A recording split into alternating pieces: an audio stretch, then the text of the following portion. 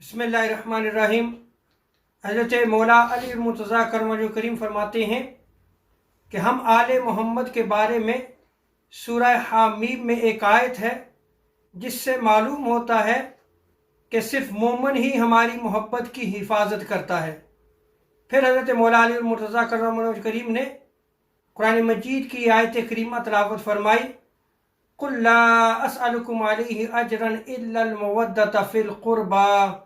حبیب صلی اللہ علیہ وسلم فرما دیجئے کہ میں تبلیغ رسالت پر کوئی اجرت نہیں مانگتا مگر یہ کہ اپنی قرابت سے محبت چاہتا ہوں۔